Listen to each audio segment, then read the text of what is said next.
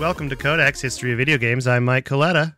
And I am Tyler Osby. And today we are going to have a great time going through chapters 40 through 43 of Console Wars by Blake J. Harris. We're back in Console Wars, everybody. Feels good.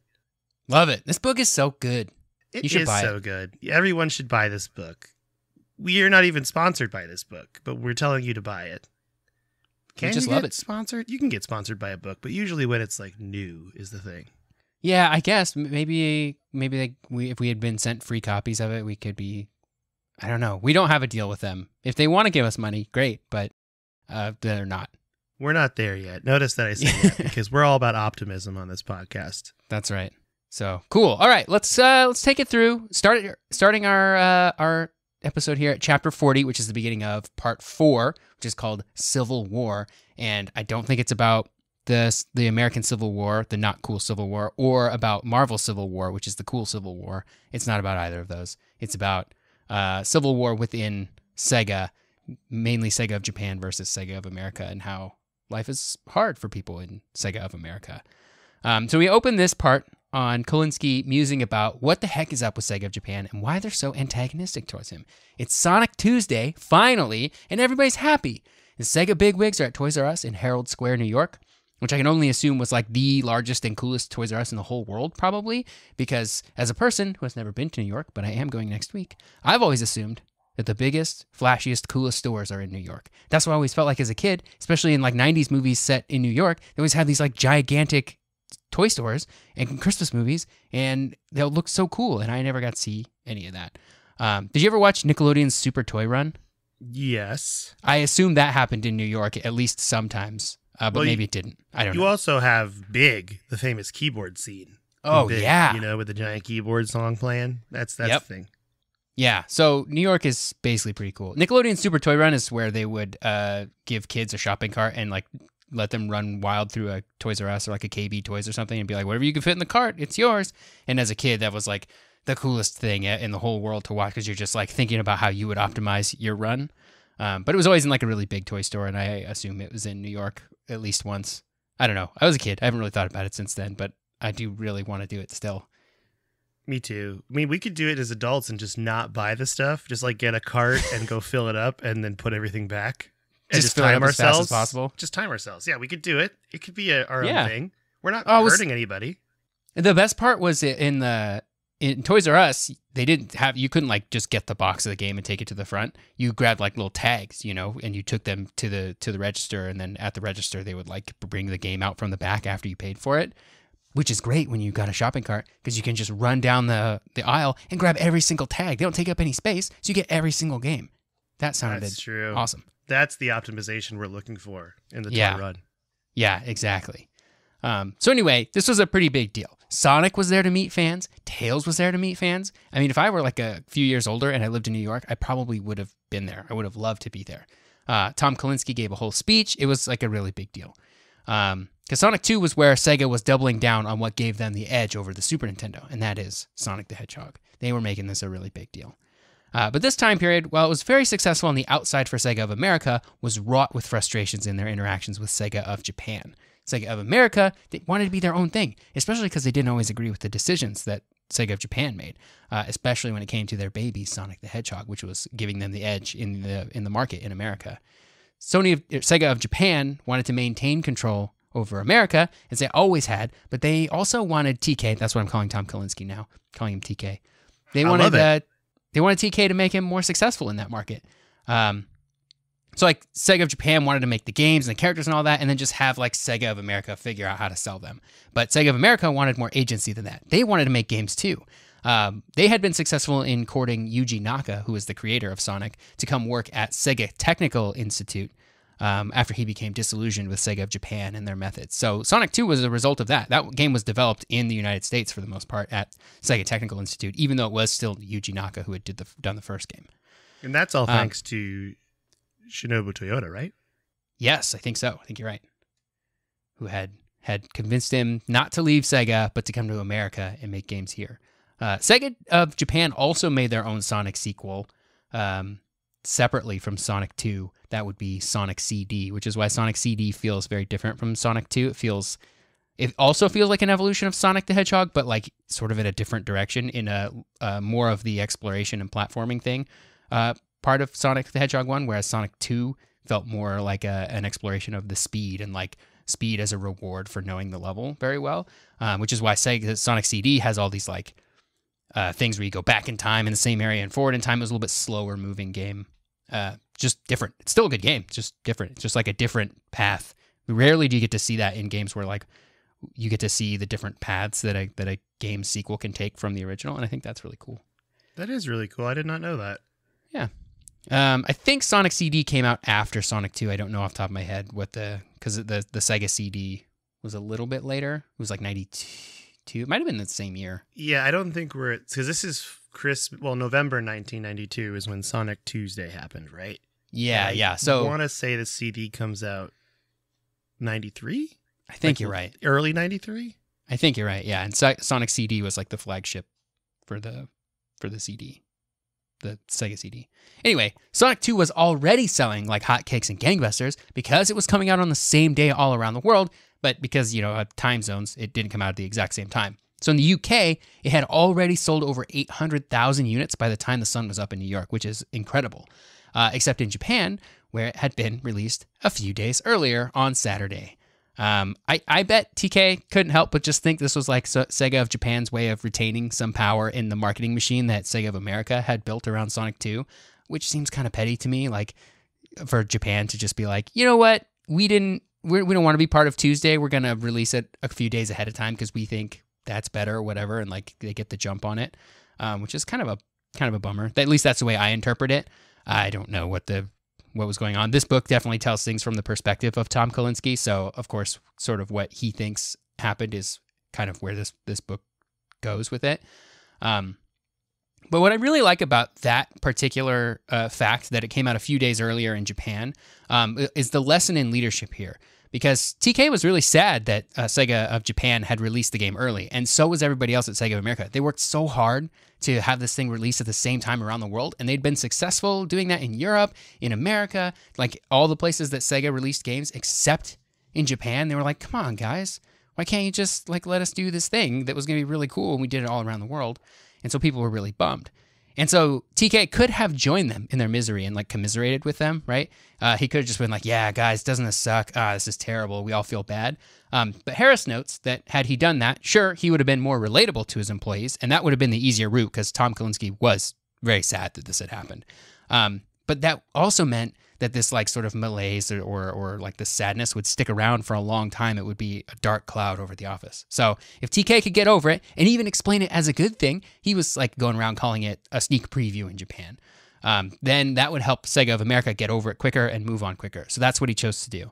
And I think that's an interesting lesson in leadership because sometimes leaders have to put on like a different face than what they really feel for the good of the company or even for employee morale, especially in a case like this where there isn't anything to be gained by just being mad at Sega of Japan. Like they did what they did, and if you're mad at them, it doesn't really help, right? So it doesn't help to share in that with the rest of Sega of America. We just need to move on and keep going forward to the next thing because ultimately it doesn't matter that much, right? That it came out a few days earlier, like 30 years later, we're talking about it, but it doesn't make a difference, right?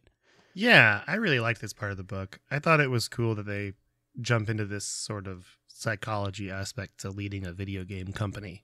Yeah, and just a leadership in general of like wanting to, like because there's a balance there when you're a leader of like wanting to and needing to be relatable to your employees so that they feel like you're in it with them, right? Then there's also the sort of needing to put on the face that the employees need, right? You have to be the hero they need, not the one they deserve, right? Or the one that, or you have to be the hero they need, not the hero they want, I guess is probably a better way to say that.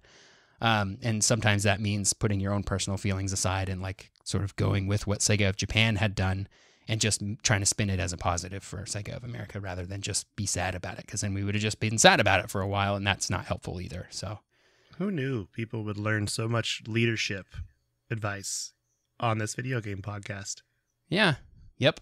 Welcome to Codex History of Leadership Advice, spoken by somebody who is not a leader. But I can take a leadership lesson from this book. The next section is interesting to me, too. So while they're cutting together the newsreel that's going to be sent to newsrooms around the world, so they basically they filmed all of this stuff that happened. They know that this is big news and that the news stations are going to want to run something. So they're cutting together like a 2 or 3 minute sort of promo of like everything that happened. They need to do it quickly. They need to turn this around really fast. So what they talk about in the book is how they got these kid celebrities up there to play the game.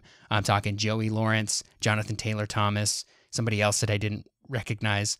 But they needed to teach these kids to play the game so that they don't look like idiots up there. Because it's easy to get anybody to show up if you pay their fee and you just like know the right people to get them up there, right? But if they suck at the game, that's not going to go over well. Like how many times have you seen a celebrity like endorsing a game or like showing off a game on G4 or whatever? And it's like pretty clear that they don't play video games, but they're like, this is the coolest game I've ever played. And they're like, it's very clear that they haven't played any other games. That's feels pretty bad, right?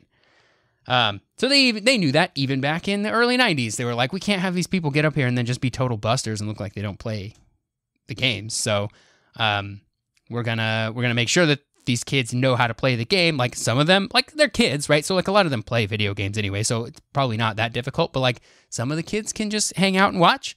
The other ones can play. The ones that are good, the ones that like look like they know what they're doing here.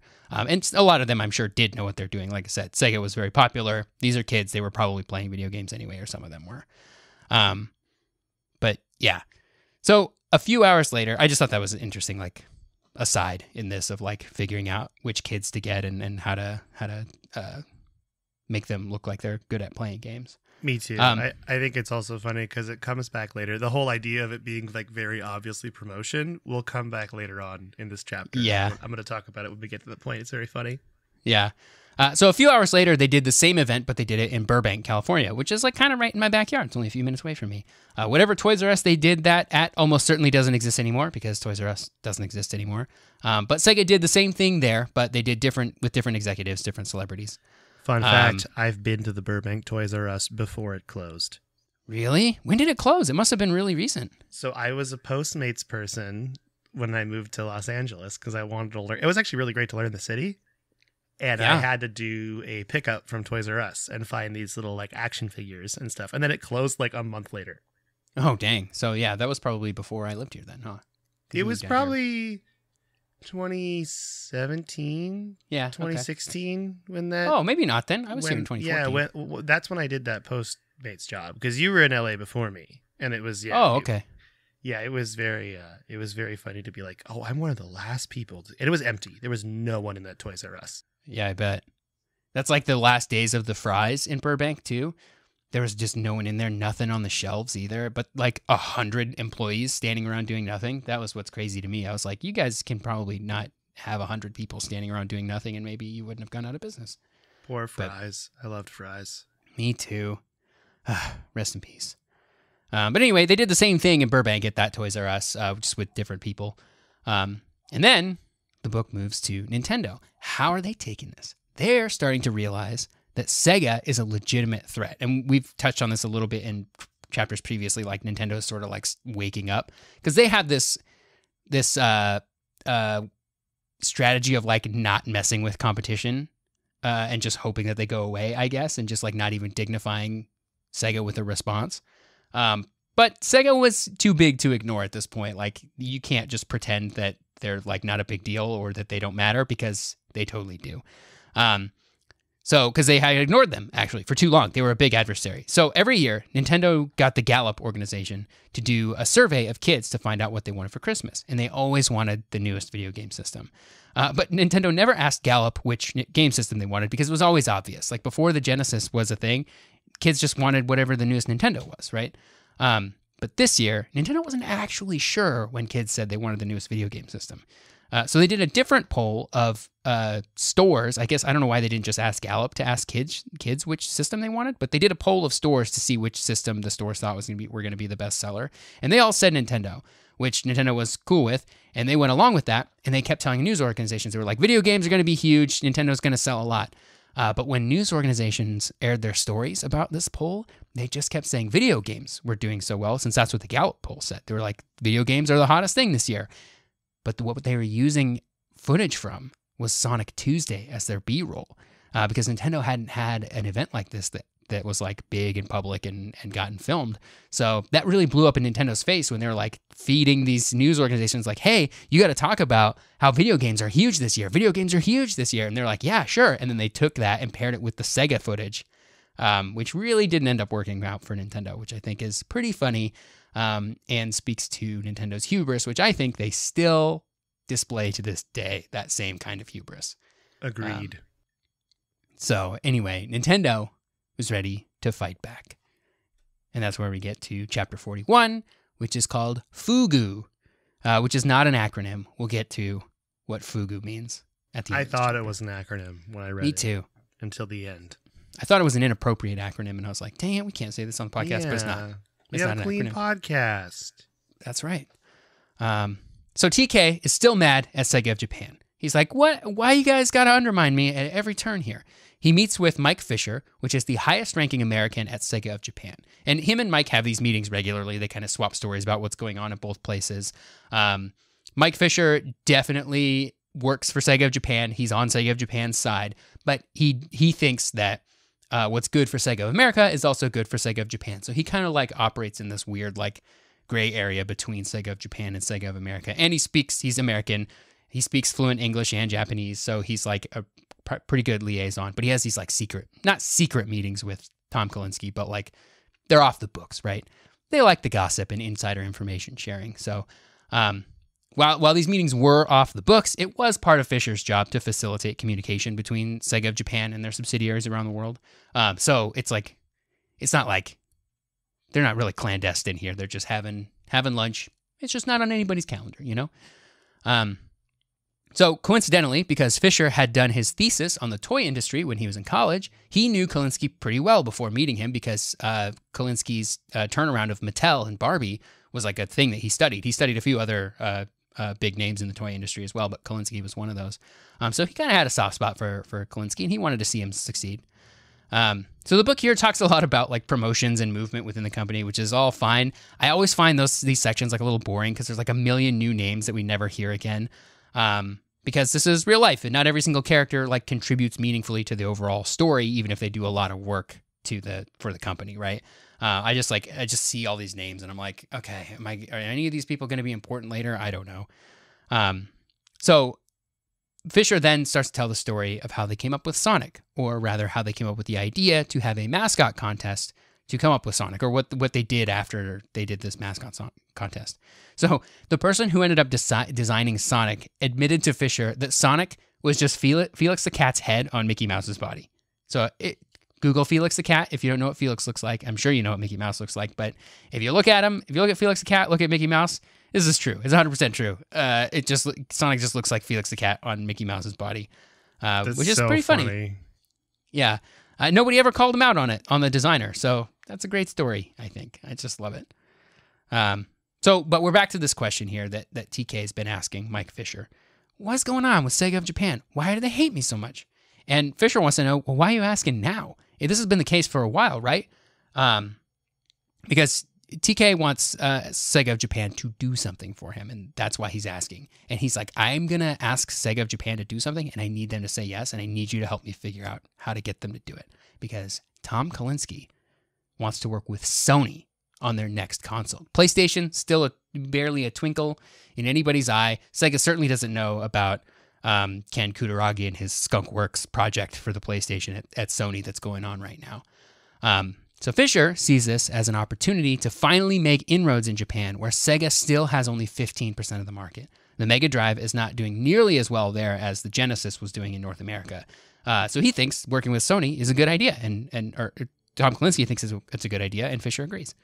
So TK travels with Nilsson and Toyota to Sega of Japan R&D to check out some of the new stuff in the works, but he kind of gets the feeling that Sega of Japan is like holding out on them and not showing them everything. It turns out he was right, but not in the way that he thought. They just didn't want to show the CEO of Sega of America, Tom Kalinske. They just want to show him anything that might get scrapped. He's like, only the best. We're only going to show you the stuff that's like for sure awesome, right? So it turns out Sega of Japan actually really likes Tom Kalinske, which is weird because they keep stepping on his plans.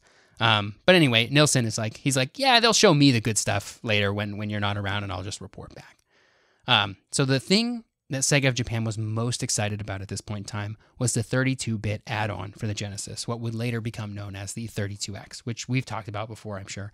But the 32X was what this would become later. This is R&D, remember, but what the 32X was an add-on that sat between a 32X cartridge and the Genesis, which upgraded the Genesis's capabilities to make it like almost next-gen, 32-bit, back when bits were still important to video game hardware manufacturers.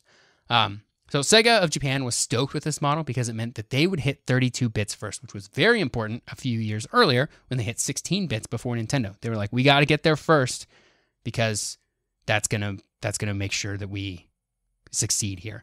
Which I think even holds true to this day for the most part in a lot of console generations. Like the PS2 was the beginning of that console generation, and it had been out for like more than a year before the GameCube and Xbox came out. It sold the best that generation. The Xbox 360, I guess I wouldn't say the Xbox 360 won its generation despite being out a year earlier, but it certainly gave it a bit of an edge, especially earlier on. The PS3 made a big comeback later on in that generation, but the 360, like because it had come out earlier, definitely was off to a good start. I guess that didn't really work out for the Wii U. Nothing worked out for the Wii U. But like in general, like if you're the first one there to a generation, like that's pretty good for you.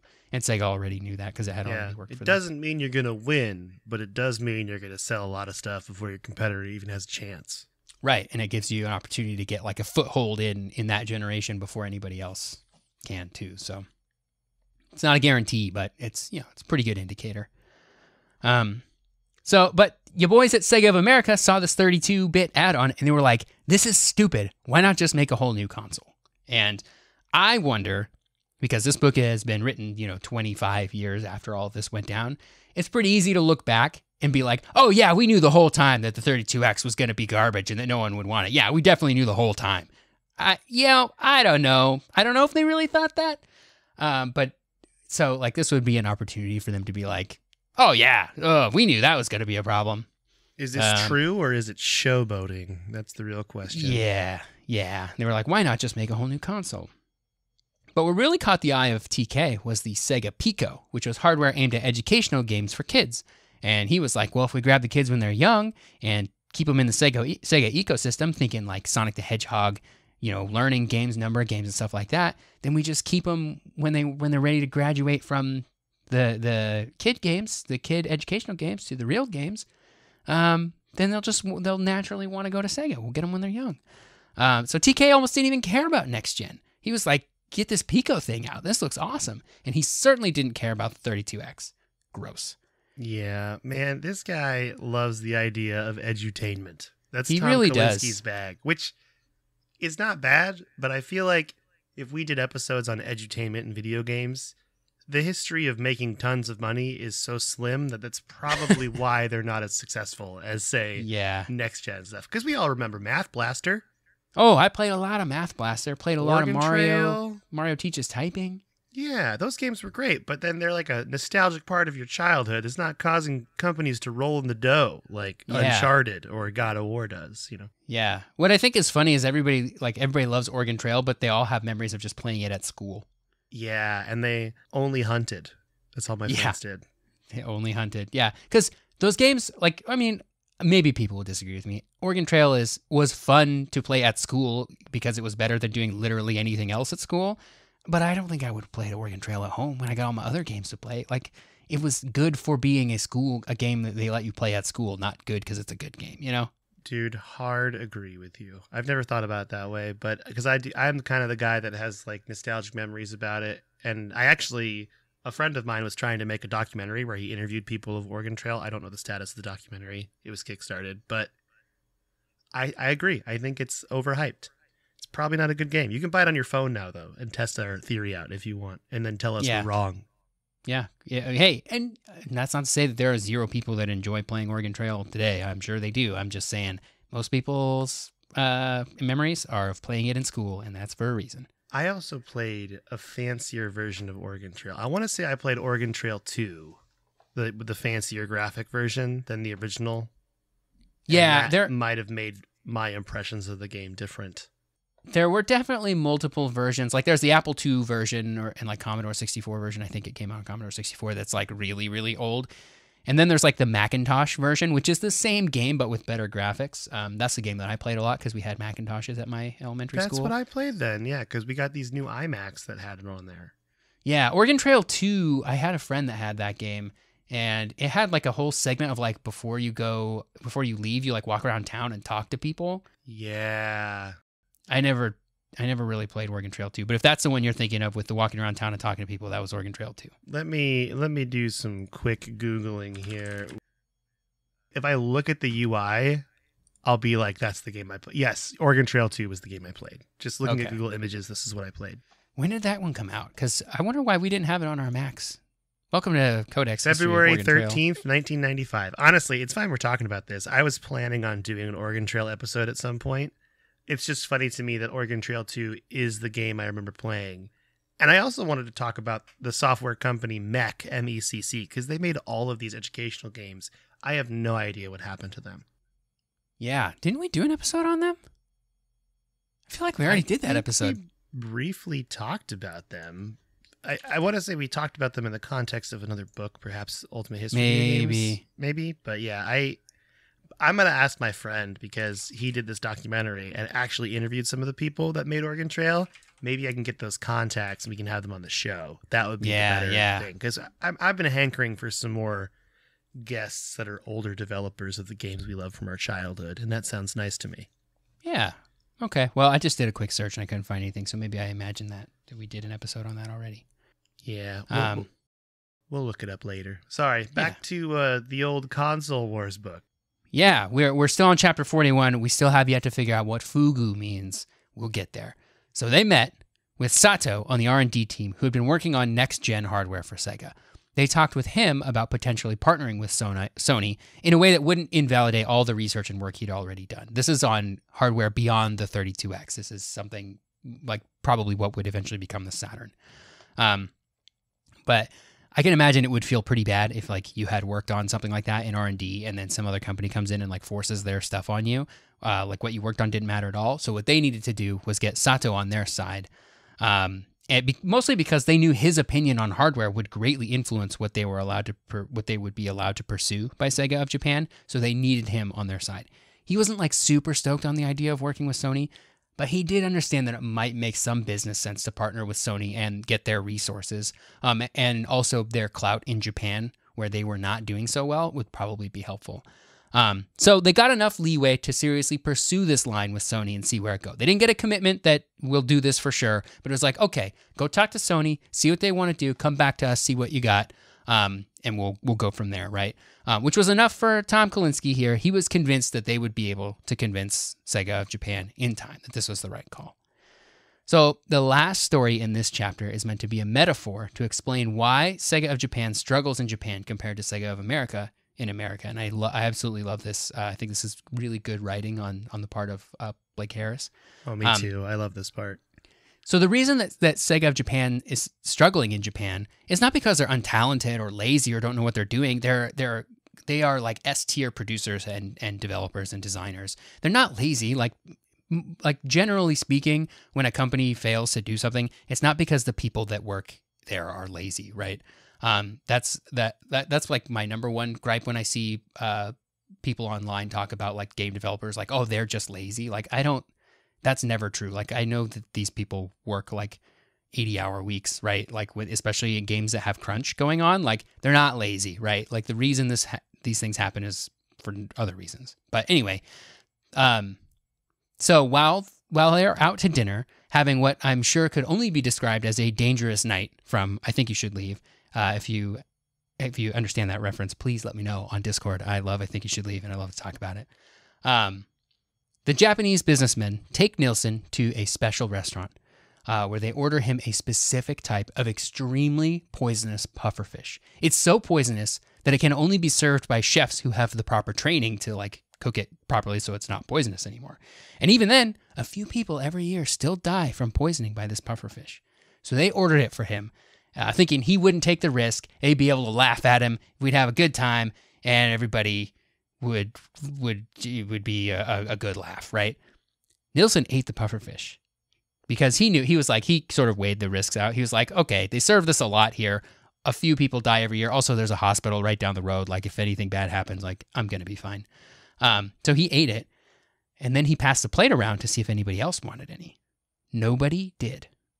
And so the way that Harris sort of makes this work as a metaphor is that he's like, Sega of Japan weren't willing to take risks. It's not because they were untalented or lazy. They just didn't want to take the risks. They weren't playing to win.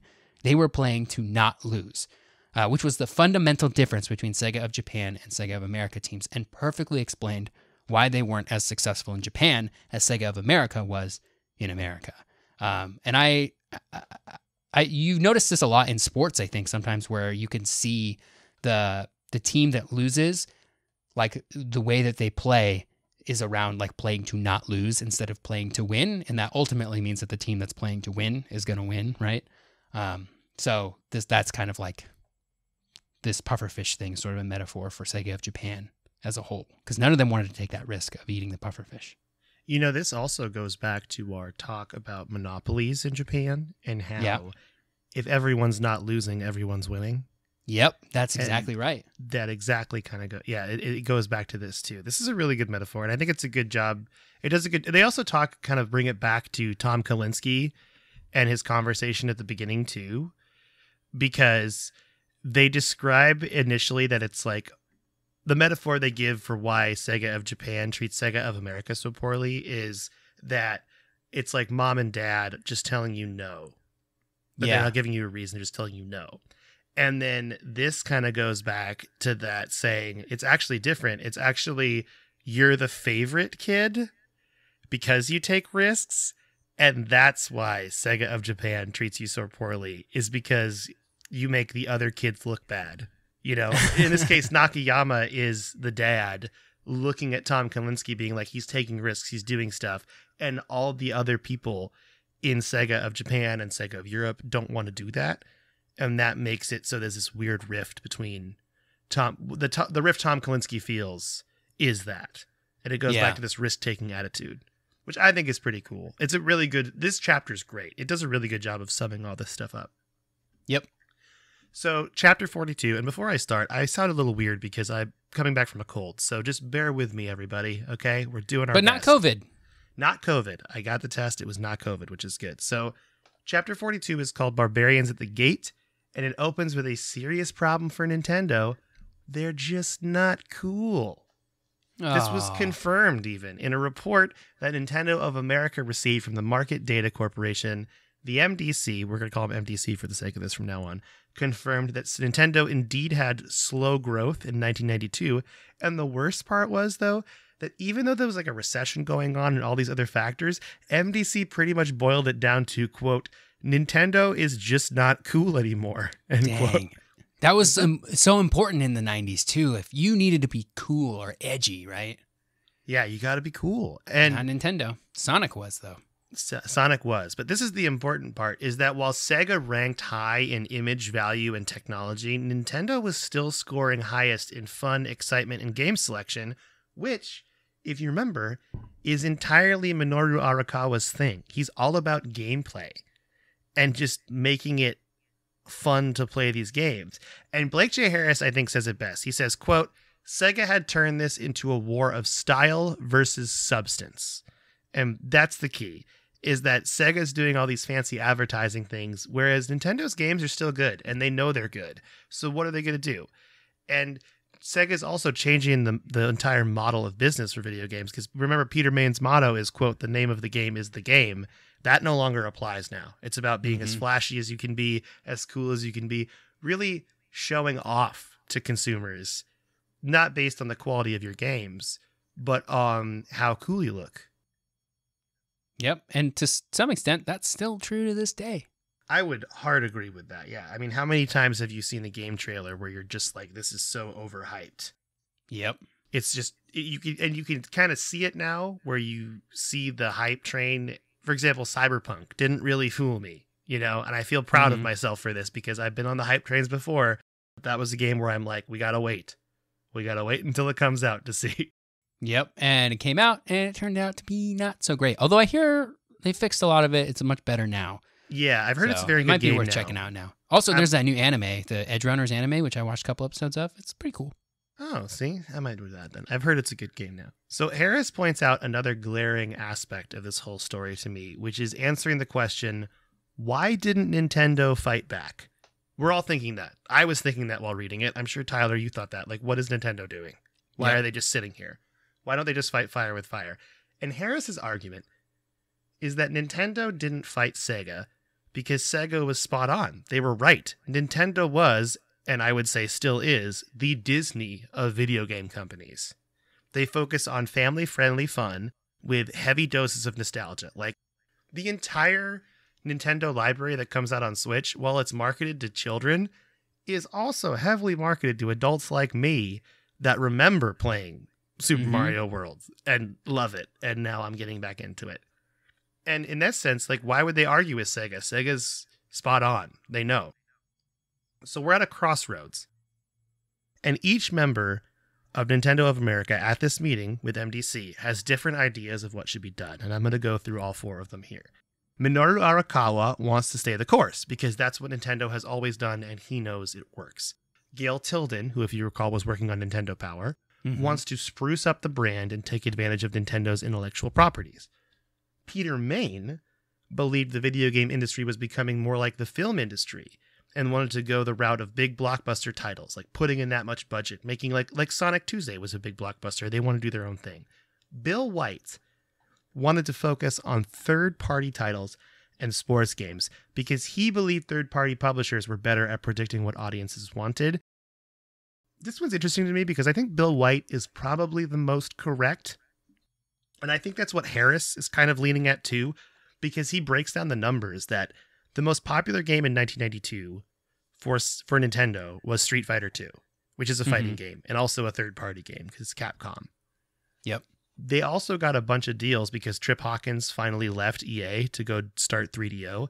They were able to get a bunch of sports games, and those were like numbers 6, 7, 8, 9, and 10 of their top-selling games were these sports games. So Bill White's onto something, you know? Like, third-party publishers might be a big thing that you need to like respect and go for in the new age of video games at this time. But Nintendo opted to do what they always did.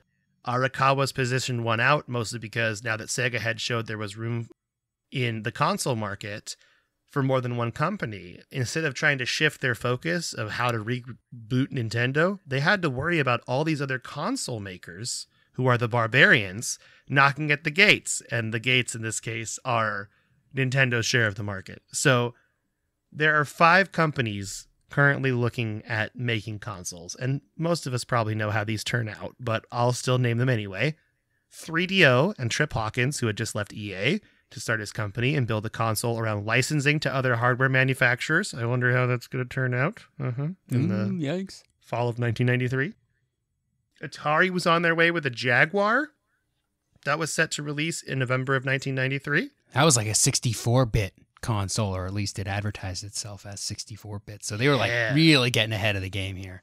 NEC was about to launch another TurboGrafx sequel that didn't have a code name to it. It didn't have a name. It had a code name called Iron Man, and that was going to come out in early 1994. Bandai, the toy maker, was getting into the console business with the BAX set for a late 1994 release, and this would focus on young users through edutainment and anime, and it was probably the console that Tom Kalinske wanted. Yeah, he probably would have bought this one for his kids. And last on the list was Sony. So Nintendo knew that Sony must be up to something, and they even kind of guessed that Sony and Sega were thinking about working together. They just couldn't confirm it. And props to Sega and Sony, they were doing a really good job of keeping things under wraps. And also props to Sony, because I don't even think Sega knew about what Ken Kutaragi was doing, right? Nope, definitely not. I think that was all, like most of Sony didn't know what Ken Kutaragi was doing. Yeah, because he was at Sony of Music. He got moved to the music division just to kind of hide what the project was. So, yeah, Nintendo has no idea, but they just feel like something's happening at Sony. And it's notable to mention that this meeting ends with Bill White. Once again, I feel like Bill White's getting shut down a lot. And he recommends to Arakawa that Nintendo Power Magazine needs to stop hoarding all of the game secrets because they're essentially pissing off the entire video game magazine market, which is true. And Sega has a really good relationship with this market. And Arakawa just instantly says no. It's not even up for discussion. It's just like, no, we're going to keep doing Nintendo Power the way we've always done. Yeah, that's tough because, like, I guess the goal there could be like, well, then people will just buy Nintendo Power to learn the secrets or to learn what games are coming out and all that stuff. But, like, Nintendo Power on its own can't generate the hype that the entire media machine can if you let all the other magazines just do it for you. Exactly. Yeah, I don't know. Bad take by Arakawa here. Bad take. Bad take.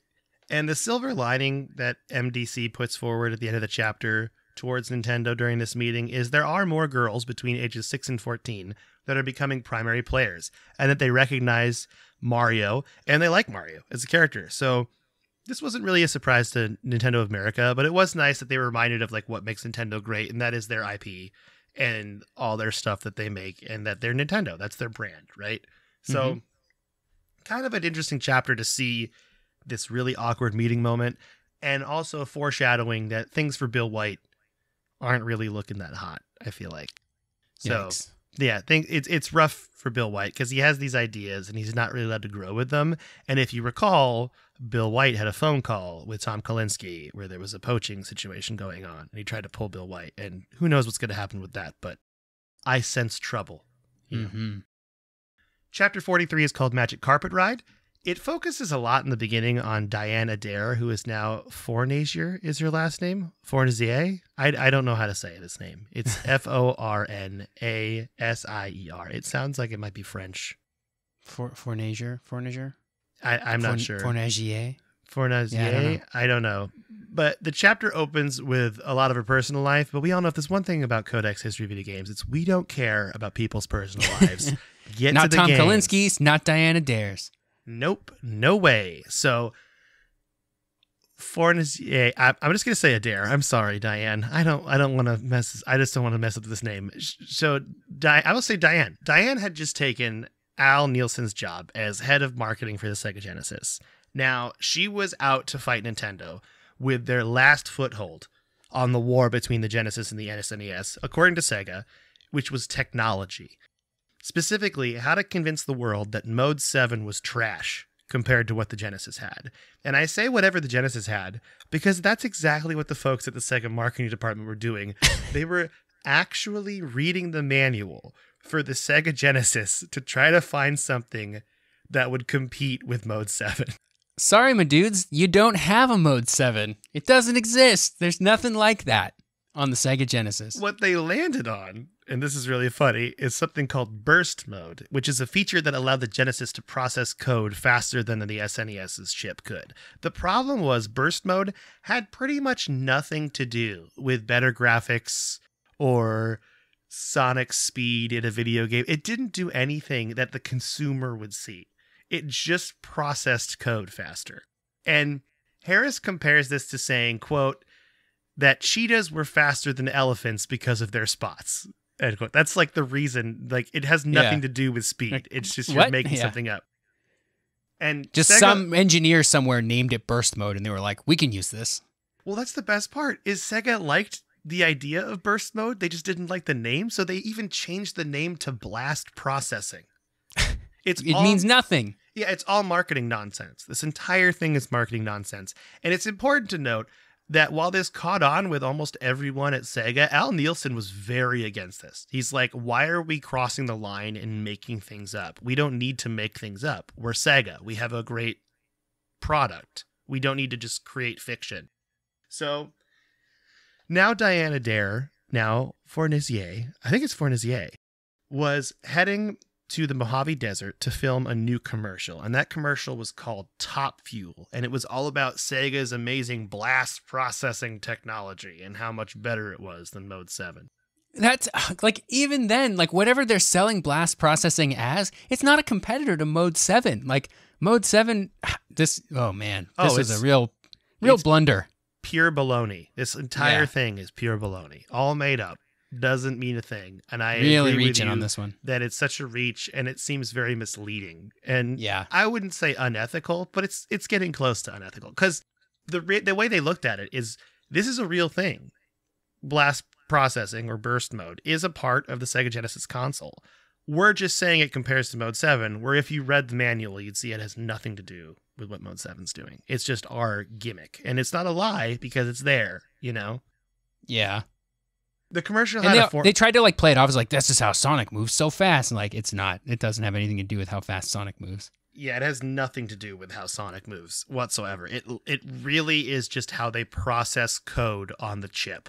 That's the only thing. And it's probably such a minute difference, too, compared to the two chips. Nothing that could be detected unless you were a software engineer, I would say.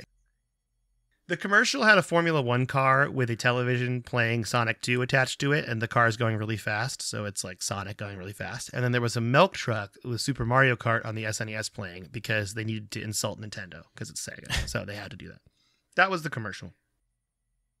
All was going great for Sega now that they had blast processing. That is, of course, until Tom Kalinske got a phone call from a psychologist named Arthur Pober, P-O-B-E-R, I hope I'm saying that right, saying that the U.S. government was about to crack down hard on video games. And this is the Christmas 1992, okay? We all know what's coming, right?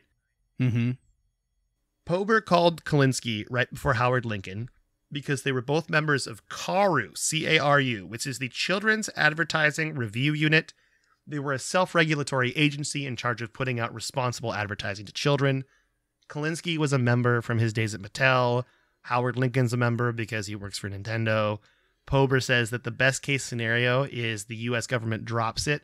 The worst case scenario is they go to congressional hearings and try to regulate the video game industry, which all of them agree. If you regulate the video game industry, the world's going to end. We all know that's not true. We have the ESRB. It's fine. So, according to Pober, the Sega Scream commercials are what prompted this, which I find strange that that's what they're targeting is the Sega Scream commercials. But the good news, for Kalinske at least, is the government works notoriously slowly. And he and his team have plenty of time to prepare for this government thing, if it happens at all. They don't even know if it's going to happen, right? Mm-hmm. We then jump to Howard Lincoln's call with Pober, where he's just kind of like, that's fine. I mean, Nintendo's done nothing wrong. Like, that's our whole business model. So we've done nothing. In fact, we changed Mortal Kombat on the SNES to make it more family friendly. If anything, we're going to look like the good guys here. Mm-hmm. The best part about this conversation, and definitely something that has to do with the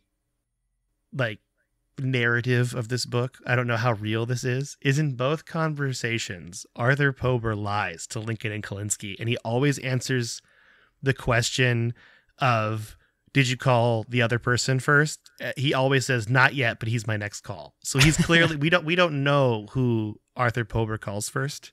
It's just That's always funny.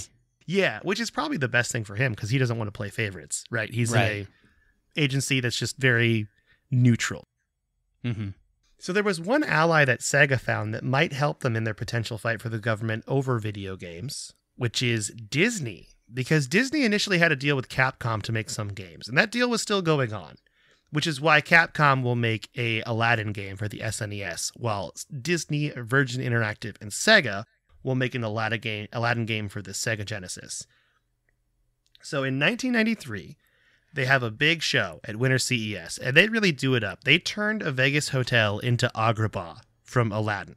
That's awesome. I know, right? It's really cool.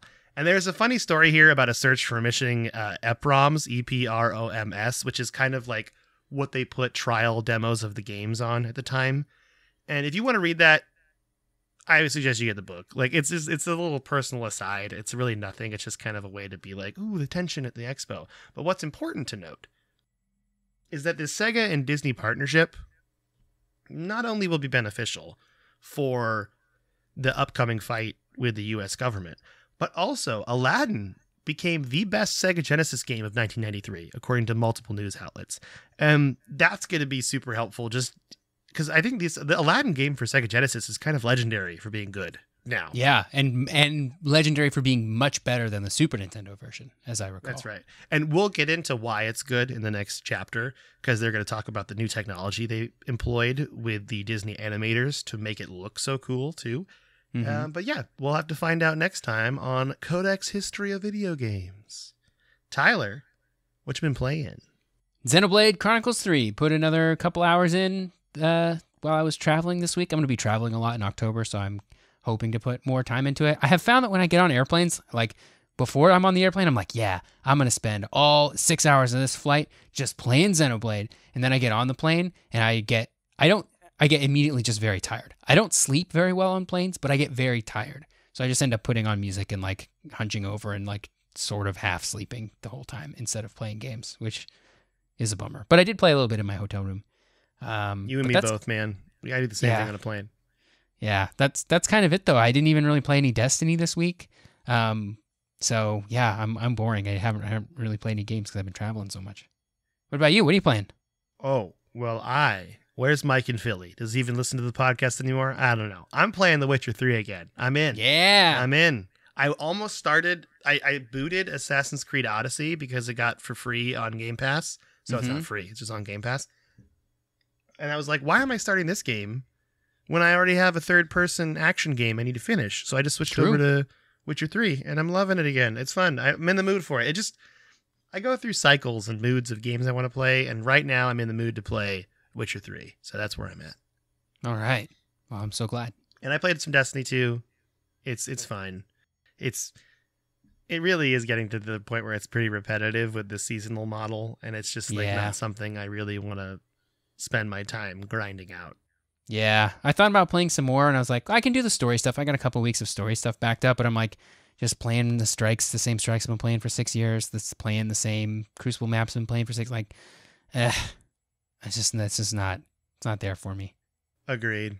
Yeah, I think the story stuff's worth playing, but that really is like maybe an hour a week. Yeah. All That's right. okay though. Yep, totally fine. I mean, it's still a fun game. It's just not something that's really grasped my interest recently. Yeah. Oh, I did play that Omega Strikers game.